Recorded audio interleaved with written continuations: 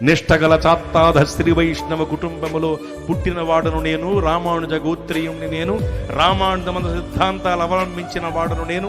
మా నాన్నగారిని స్ఫూర్తిగా తీసుకుని కొన్నాళ్ళు మంత్రోచ్చరణ నేర్చుకుని నేను కూడా పౌరోహిత్యం చేశాను. మీకు సందేహంగా ఉంటే కూటమైన తర్వాత క్రమం మీ పేరు 4 మంత్రాలు చదువుతారు. నేను వైష్ణవయమును విడిచి క్రైస్తవ్యంలోకి వచ్చాను. అలాగని నేనేదో గొప్పవాణ్ణని మీ ముందు లేవలేట్లా, నీచ స్థితికి చెందిన వాణ్ణి నేను.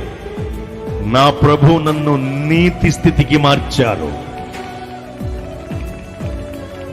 ఒకప్పుడు పిండాలు పెట్టుకునేవాణ్ణి నేను, దండాలు పెట్టించుకునే స్థితిలో నా ప్రభు నన్ను ఉంచారు.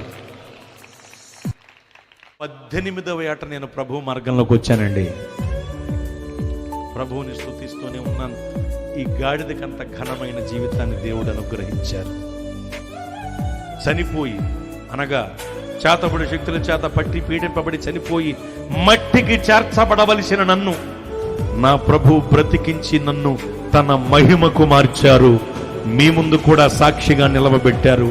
ఈ గొప్ప జీవితాన్ని యేసు ప్రభు వారి ద్వారా నేను పొందుకున్నాను.